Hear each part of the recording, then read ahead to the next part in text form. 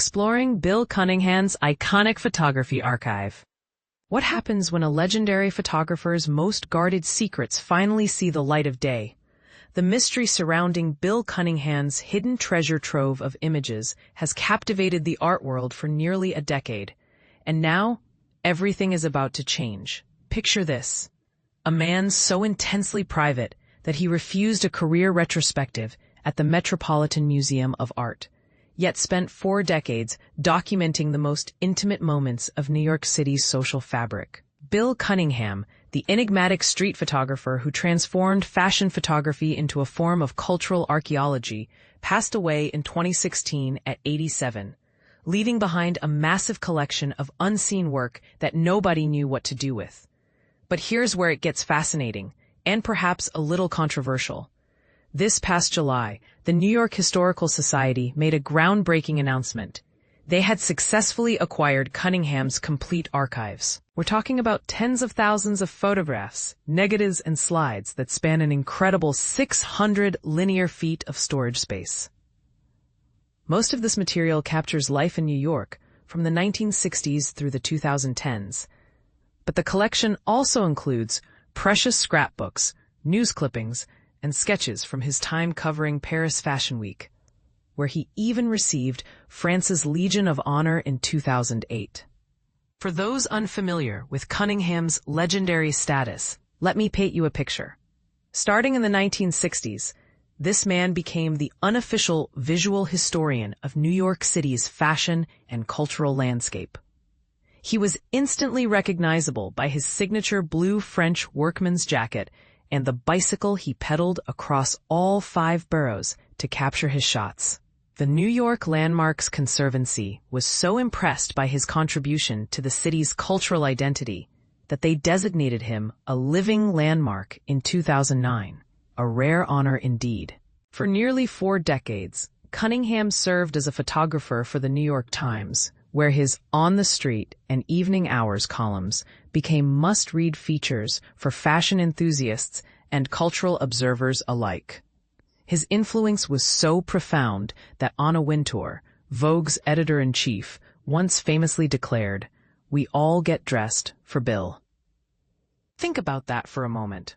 One of fashion's most powerful figures admitting that an unassuming street photographer influenced how the entire industry dressed.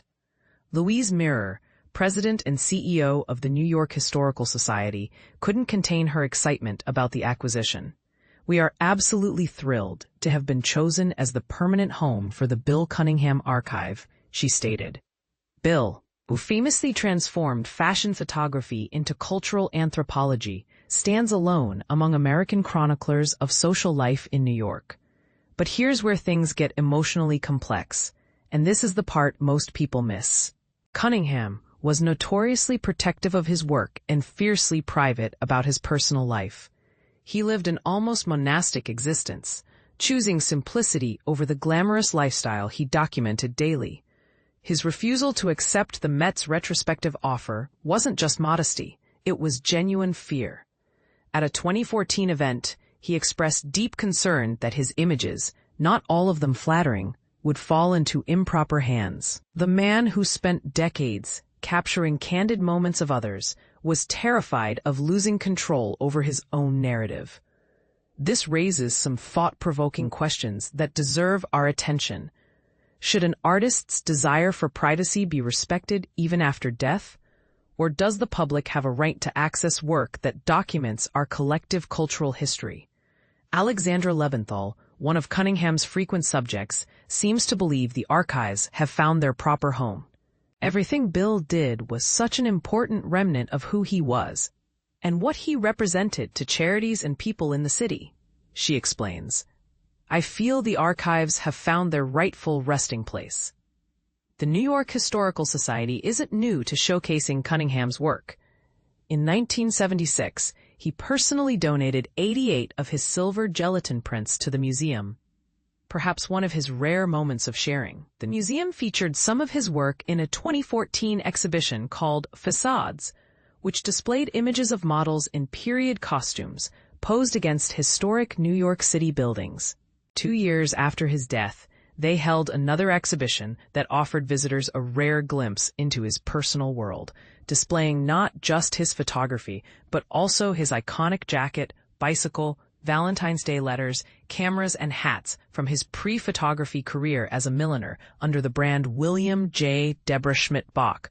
The museum's former curator of decorative arts perfectly captured Cunningham's cultural impact. Cunningham was a beloved public figure who made New Yorkers rethink what is stylish or fashionable. It is exciting to be able to share his personal effects with the public and, through the objects, offer a rare glimpse into the heart and mind of a New York legend. The scope of this archive is absolutely staggering when you really think about it. Beyond the thousands of photographs spanning 5 decades, the collection includes materials from his Paris years, providing insight into how he approached Fashion Week coverage and international style documentation. These aren't just pretty pictures. They're anthropological records of how American urban culture evolved through fashion, social gatherings, and street life. And this is where things get really exciting.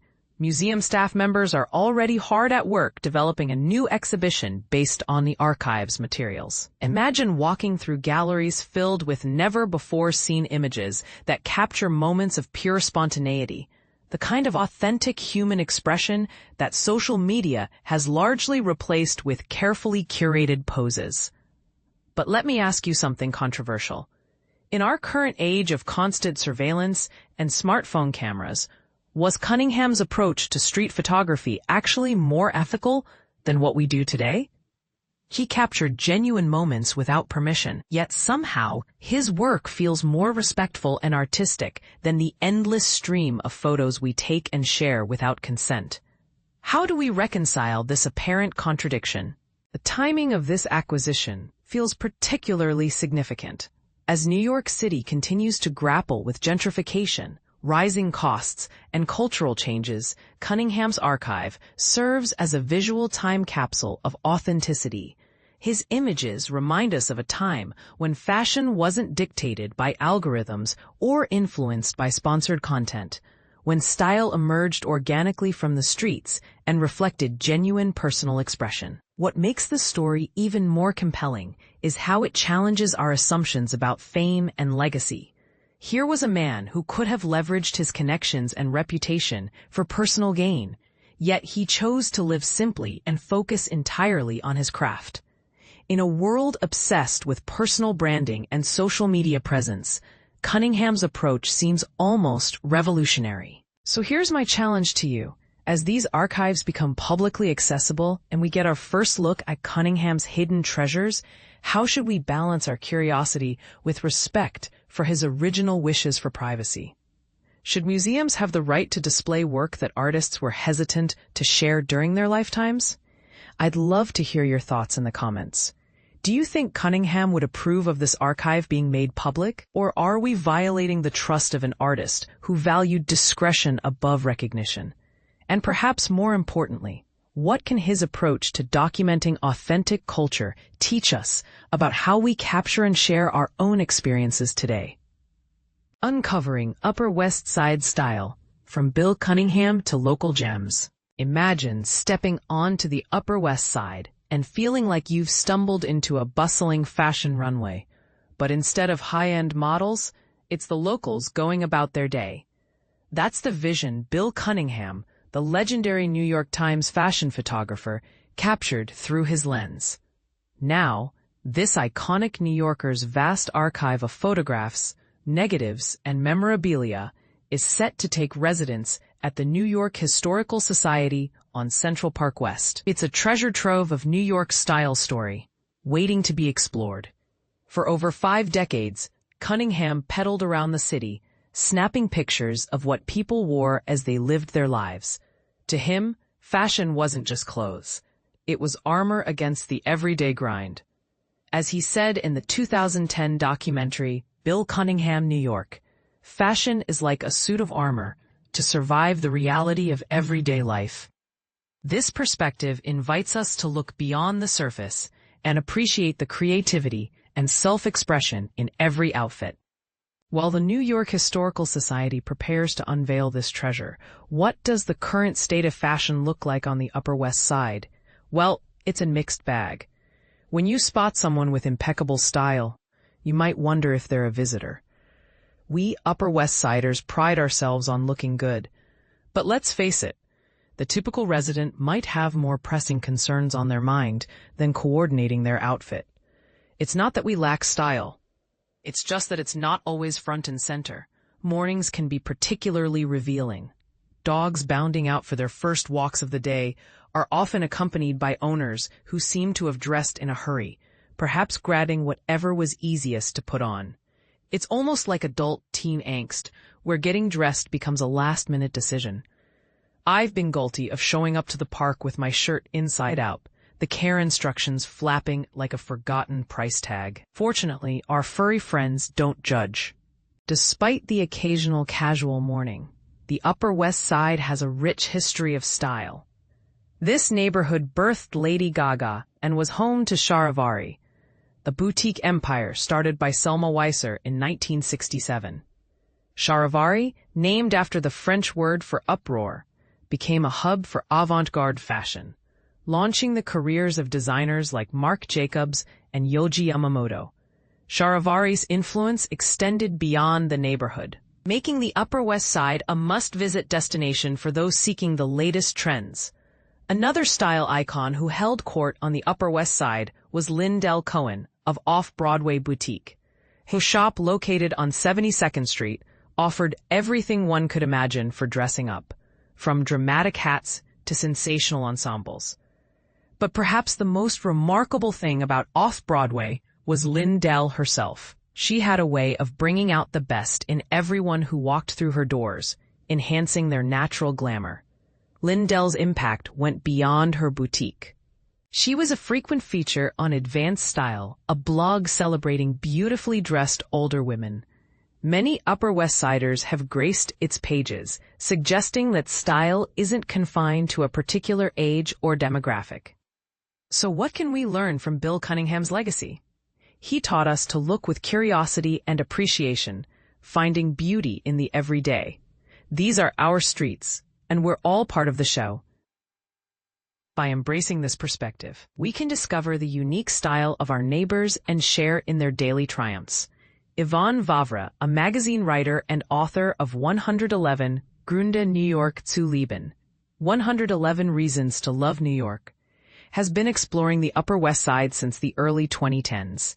Her passion for the neighborhood shines through in her observations and stories. Bill Cunningham's fashion archive acquired by the New York Historical. The New York Historical Society has made a significant acquisition by obtaining the extensive archive of renowned fashion photographer Bill Cunningham, which comprises tens of thousands of images, including photographs, negatives, slides, contact sheets, prints, correspondence, and various ephemera.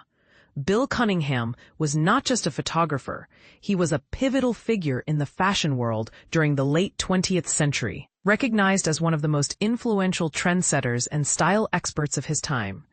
Often spotted on the bustling streets of New York City, at high-profile fashion shows and glamorous events, he captured the essence of the city's fashion innovators and cultural elite. His archive features a treasure trove of on-the-street photographs from the 1970s and 80s, a remarkable collection of Met Gala images spanning 3 decades, and vivid portrayals of fashion shows in both New York and Paris, along with his personal notebooks filled with insights and observations. Louise Mirrer, the president and CEO of the New York Historical Society, remarked, "Bill famously turned fashion photography into cultural anthropology. He stands out among American chroniclers of social life in New York. It is particularly fitting and meaningful to preserve the Bill Cunningham archive at the New York Historical, as his connection to this institution dates back to his early days as a milliner, when he conducted his research in our Patricia D. Klingenstein Library. Cunningham, who lived from 1929 to 2016, was celebrated for his candid street photography while working for the New York Times. He arrived in New York in 1948, initially dabbling in advertising before venturing into hat making under the brand William J. After serving in the U.S. Army, he returned to New York and began writing for the Chicago Tribune. It was during his time at the Tribune and Women's Wear Daily that he started capturing the vibrant fashion scene on the streets of New York. His first collection of spontaneous photographs was published by the Times in December 1978, marking the beginning of a beloved series. The bulk of Cunningham's archive consists of photographs taken from the late 1960s through the 2010s, showcasing a wide array of subjects, including street fashion, parties, notably one at Studio 54 in 1979, weddings, galas, and charity events. His notebooks from the 1960s in Paris contain sketches and notes from fashion shows. Additionally, the archive includes documents related to his hat-making endeavors, known as the William J. Collection, which features receipts, textile swatches, scrapbooks, and news clippings. This archive complements a significant collection of Cunningham's personal items housed at the New York Historical Society, which includes the bicycle he rode around the city, his first camera, an Olympus Pen D 35mm, and his iconic blue jacket. The collection also features hats and scrapbooks from his millinery line William J., as well as selections from Facades, his 8-year photographic project that documented the architectural and fashion history of New York City, which was exhibited at the New York Historical in 2014. Excitingly, an extensive exhibition that will celebrate Cunningham's illustrious career, showcasing both the archive and the museum's collection, is currently in the planning stages and will be unveiled at a future date. But here's where it gets controversial. How do we define the impact of fashion photography on culture? Is it merely about aesthetics, or does it serve a deeper purpose in documenting societal changes? We invite you to share your thoughts in the comments below.